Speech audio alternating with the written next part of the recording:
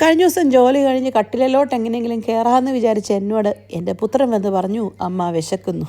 വേറെ ആരാണിത് പറഞ്ഞതെങ്കിലും ഞാൻ പറഞ്ഞേനെ, ഇവിടുത്തെ അടുക്കളയും കൊണ്ടല്ലല്ലോ ഞാൻ ജോലിക്ക് പോയെന്ന്. പക്ഷേ പറഞ്ഞത് മകനായതുകൊണ്ടും ഒരു അമ്മ എന്ന വാക്കിന് കുറേയേറെ അർത്ഥങ്ങളുള്ളതുകൊണ്ട് അത് തള്ളിക്കളയാൻ പറ്റാത്തതുകൊണ്ടും രാത്രി 10:30 വീണ്ടും ഞാൻ അടുക്കളയിൽ കയറി. ശരിക്കും പറഞ്ഞാൽ അവൻ നഗറ്റ്സ് ഉണ്ടാക്കി തരാനാണ് പറഞ്ഞത് കേട്ടോ. പക്ഷേ എന്തോ കൊച്ചിന് ഈ നഗറ്റ്സ് ഒന്നും ഉണ്ടാക്കി കൊടുക്കുന്നതിനോട് എനിക്ക് വലിയ താല്പര്യമൊന്നും തോന്നിയില്ല. എന്തെങ്കിലും പെട്ടെന്നൊന്ന് തട്ടിക്കൂട്ടാമല്ലോ എന്ന് വിചാരിച്ചാണ് കയറുന്നത്. ഞാൻ പിന്നെ എന്തുണ്ടാക്കിയാലും അടുക്കളയിൽ ആ മണം പിടിച്ച് വരികയും ഒന്ന് ഇളക്കാനും ഒക്കെ സഹായിക്കുകയും ചെയ്യുന്നത് ഇവനായതുകൊണ്ട് ഇവൻ എന്ത് പറഞ്ഞാൽ എനിക്ക് അവനോട് നോ എന്നൊരു അക്ഷരം പറയാൻ തോന്നാറില്ല കേട്ടോ, പ്രത്യേകിച്ചും ഭക്ഷണം ഉണ്ടാക്കി കൊടുക്കുന്ന കാര്യത്തിൽ. കാരണം നമ്മുടെ വീട്ടിൽ വളരെ കറക്റ്റായിട്ട് അഭിപ്രായം പറയുന്ന ഒരുത്തൻ ഇവനാണെന്ന് എനിക്ക് തോന്നാറുണ്ട് കേട്ടോ.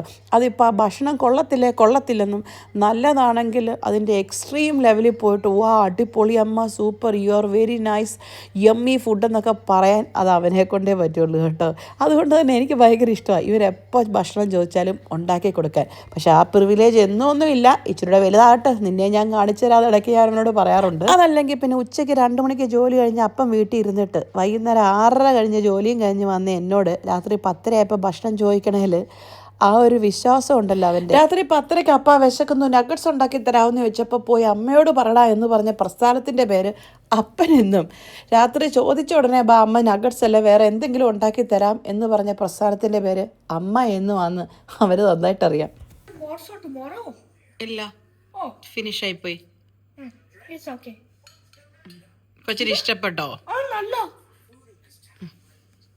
Thank you. അമ്മ ഉണ്ടാക്കി ഇച്ചിരി ഉണ്ടറാ, ടുമോറോ കഴിക്കാനുണ്ട് കേട്ടോ. കൊച്ചു കഴിച്ചു. അപ്പയ്ക്കും അമ്മയ്ക്കും കഴിക്കത്തില്ല, ബിക്കോസ് നമുക്ക് ലണ്ടല്ലേ. കൊച്ചു കഴിച്ചു.